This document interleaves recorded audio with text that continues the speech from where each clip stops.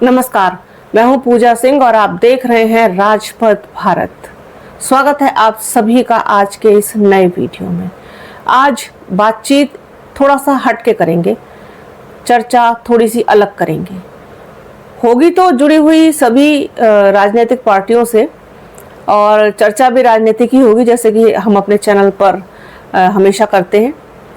चूंकि 2027 का विधानसभा चुनाव उत्तर प्रदेश का बहुत ही नज़दीक है, अब तो आप यूँ कह सकते हैं कि उल्टी गिनती शुरू हो गई है।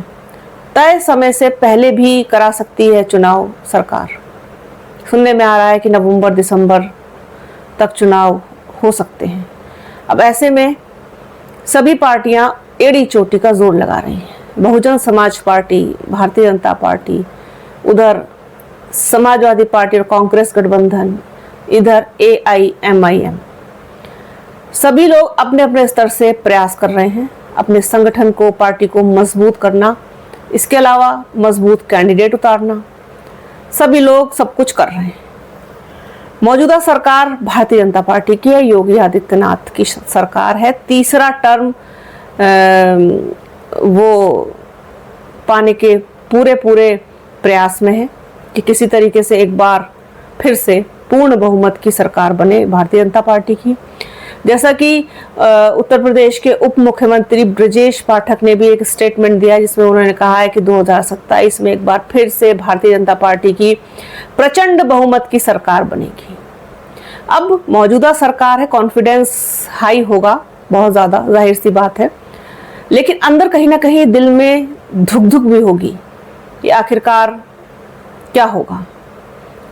क्या जनता एक बार फिर से भारतीय जनता पार्टी को पूर्ण बहुमत तक पहुंचाएगी या फिर सफर बीच में रोक देगी? क्योंकि पिछले 10 साल से उत्तर प्रदेश की सरकार को देख रहे हैं लोग, उधर केंद्र की सरकार को भी देख रहे हैं। अब लोगों की क्या पसंद बदल रही है? क्या वो किसी और को मौका देना चाहेंगे? ये एक बड़ा सवाल है। अभी आपने हमारे चैनल पर हमारे सहयोगी पवन कुमार की एक स्पेशल रिपोर्ट देखी कि जनता क्या चाहती है, जनता का मूड बदल रहा है या नहीं बदल रहा है। अब प्रतिक्रिया थोड़ी सी हट के आ रही है, तो मुझे लगा कि इस पर बात करनी चाहिए। मैंने एक पोस्ट लिखी आज फेसबुक पर, आप लोग चाहें तो पोस्ट देख सकते हैं। पूजा सिंह जर्नलिस्ट के नाम से मेरा फेसबुक अकाउंट है और वहाँ पर आप देख सकते हैं कि उस पोस्ट पर बहुत सारे कमेंट्स आए। मैंने लिखा ये कि मुझे लगता है कि बसपा की सरकार एक बार फिर से बननी चाहिए, क्योंकि बसपा सुप्रीमो मायावती का जो टाइम पीरियड था वो उसमें प्रशासन व्यवस्था बहुत ज़्यादा दुरुस्त थी और आम जनता को मजबूत प्रशासनिक व्यवस्था ही चाहिए। ये मैंने लिखा है, तो बहुत सारे लोगों ने उससे सहमति जताई है। जो ऐसे भी लोग हैं उसमें जो बसपा के सपोर्टर्स नहीं हैं, उसके बावजूद भी, क्योंकि ये सब जानते हैं बसपा सुप्रीमो मायावती का जो टाइम था वो बहुत ही ज़्यादा कहना चाहिए कि एक पावरफुल टाइम था आम जनता के लिए। आम जनता के लिए ही सरकारें होती हैं, आम जनता के लिए नेता होते हैं, आम जनता के लिए CM होते हैं, सारे मंत्री विधायक सांसद सब आम जनता के लिए ही होते हैं। लेकिन अपनी जिम्मेवारी कितनी निभाते हैं ये तो खैर इन सबको पता है। तो लोगों की पसंद मुझे लगता है कि चेंज हो रही है, मन चेंज हो रहा है। अब मैं बहुत सारे कमेंट्स देखती हूँ, मैं जो पोस्ट लोग करते हैं पॉलिटिकल, उसमें जो नीचे कमेंट्स होते हैं उनमें बहुत सारे कमेंट्स ऐसे हैं जो अब बदलाव की तरफ इशारा कर रहे हैं। वो चाहते हैं कि बदलाव हो। अब कैसे होगा, क्या नहीं होगा, बहुत से लोग अभी इसमें कमेंट करेंगे कि जब तक EVM है तब तक कुछ बदलाव नहीं होगा, जब तक EVM को बैन नहीं किया जाएगा कोई बदलाव नहीं होगा। तो ऐसा नहीं है। आप लोग पता नहीं, अब जो भी मानते हो, मुझसे अग्री करते हो ना करते हो, मैं बहुत ज़्यादा EVM वाले मामले को लेकर के बहुत सीरियस नहीं होती कभी, क्योंकि मुझे लगता है कि जनता वोट देती है। आप देख रहे हैं ना पिछले कई सालों से किस तरीके से जनता वोट दे रही है, तभी तो सरकारें बन रही हैं। जहां नहीं दे रही है नहीं बनी।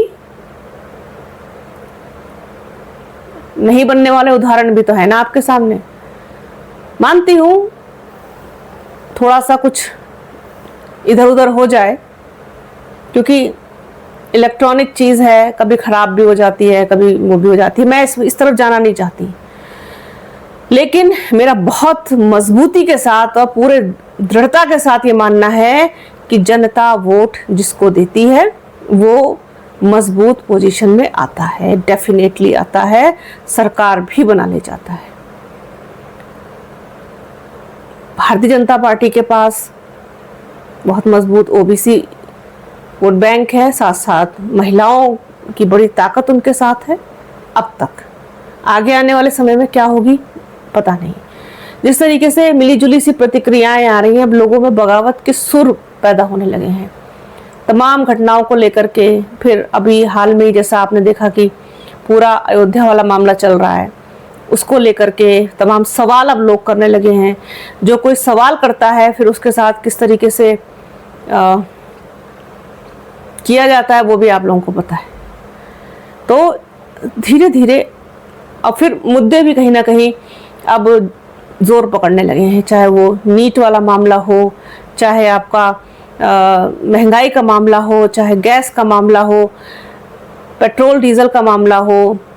तो अब आम जनता की पॉकेट पर जो असर पड़ा है, आम जनता की जो कहना चाहिए कि दैनिक जीवन पर प्रभाव पड़ा है, वो मुद्दे वो मसले अब जोर पकड़ रहे हैं लोगों में, उनके दिलों में, उनके जहन में। अब बदलाव कौंध रहा है, ठीक है। अब वो बदलाव किसकी तरफ होगा? वो बदलाव सपा या कांग्रेस वाले गठबंधन की तरफ जाएगा, या फिर वो बदलाव बसपा की तरफ जाएगा? लोग बसपा की तरफ भी देख रहे हैं। जब से ब्राह्मण समाज ने एक कहना चाहिए खुले मंच से बसपा का साथ देने की घोषणा की है, तब से कहीं ना कहीं बेचैनी का माहौल तो देखा जा रहा है। तो ये एक बड़ा बदलाव है कि किस तरीके से जो ब्राह्मण समाज है वो अट्रैक्ट हो रहा है बसपा की तरफ। दूसरा क्षत्रिय समाज भी बसपा की तरफ अट्रैक्ट हो रहा है, जुड़ने की कोशिश कर रहा है। ओबीसी को साधने के लिए पूरे जोर लगा रही है बसपा कि किसी तरीके से ओबीसी समाज मतलब टूटे उधर से और हमारी तरफ जुड़े। तो एक विकल्प के रूप में लोग सोच सकते हैं, और जैसे जैसे चुनाव नज़दीक आएगा, जैसे जैसे मजबूत स्थिति जिसकी भी दिखेगी, तो लोग उधर जाने के बारे में सोच सकते हैं। पसंद लोगों की बदल रही है, बदल सकती है और भी ज़्यादा। लेकिन अब आप कहेंगे कि कुछ लोग कहेंगे कि नहीं, बदलाव कुछ नहीं होगा और कुछ नहीं होने वाला है। देखिए, ऐसा पहले से नहीं कहा जा सकता। जनता जनार्दन है, जो वो जनता है और जनार्दन है, कुछ भी कर सकती है। अब समझ में आने वाली बात है बस। और उत्तर प्रदेश में अगर बड़ी चोट लगी मौजूदा सरकार को, तो फिर आगे आने वाला समय उनके लिए और कठिन हो सकता है। अब ये झटका कौन देगा, ये देखने वाली बात होगी। बहुत सारे लोग बसपा को लेकर के अब प्रिडिक्शन कर रहे हैं। बसपा एक अच्छा विकल्प हो सकती है 2027 में, क्योंकि लोग सभी को देख चुके हैं। मैंने अभी पिछले वीडियो में भी यही बात बोली थी। तो अब लोग सोच रहे हैं कि एक बार फिर से हम किसी ऐसे को वोट दें जो पूर्व में बहुत अच्छा भी रहा है और उसका सब चीज़ें ठीक रही हैं, कम से कम दूसरों से तो बेहतर है। तो ये जो बदलाव के संकेत मिल रहे हैं, वो बदलाव की बयार से मिल रहे हैं। बयार कुछ चलती हुई महसूस हो रही है, और ये बयार तेजी के साथ भी चल सकती है। जब तेजी के साथ चलेगी तो बड़ा बदलाव कर सकती है। लोगों की पसंद, जनता की पसंद, जनता के मुद्दे, जनता के टॉपिक्स, जनता की परेशानियां, वो सब कुछ। अब सिर्फ दावा कर देने भर से किसी के भी, मैं तो सबके लिए कह रही हूँ कि हम प्रचंड बहुमत की सरकार बनाएंगे, एक बार फिर से बनाएंगे और भारी मतों से बनाएंगे, वो तो सब कुछ देखिए भविष्य के गर्भ में छुपा हुआ है। उसे कोई नहीं जान सकता। लेकिन जनता का मन अब डोलने लगा है। जब डोलता है, एक कहावत है छोटी सी, ऐसी मैं उसको ऐसे बोलती हूँ कि हर एक्शन का रिएक्शन होता है। तो रिएक्शन हो सकता है और रिजेक्शन भी हो सकता है। बड़ा दिलचस्प होगा वैसे देखना।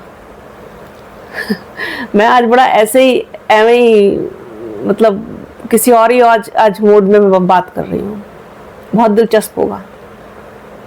देखना चाहते हैं हम कि जनता क्या वाकई जो मौजूदा हालात हैं इनसे संतुष्ट है, खुश है, तो फिर से कमाल दिखाएगी एक बार, और अगर नहीं है तो भी कमाल दिखाएगी। कमाल तो दिखाएगी जनता दोनों सूरतों में। किसी के हाथ में, दोनों हाथों में लड्डू हो सकते हैं, किसी के एक हाथ में हो सकता है, किसी के हाथ बिल्कुल खाली हो सकते हैं। तो हम और आप मिलके देखेंगे क्या होगा। तो आज के इस वीडियो में फिलहाल इतना ही। वीडियो कैसा लगा कमेंट बॉक्स में ज़रूर बताइएगा, और पूरा देखिएगा, ज़्यादा से ज़्यादा शेयर कीजिएगा। बने रहिए हमारे चैनल के साथ। चैनल को लाइक, शेयर, सब्सक्राइब कीजिए। बेल आइकन घंटी जैसी आकृति ज़रूर दबाइएगा, जिससे कि आने वाले वीडियो का नोटिफिकेशन आपको मिल सके। अपना और अपनों का बहुत ख्याल रखिए। जल्द मिलूंगी आपसे एक नए वीडियो में, एक नए मुद्दे के साथ, एक नई चर्चा में। तब तक के लिए जय हिंद।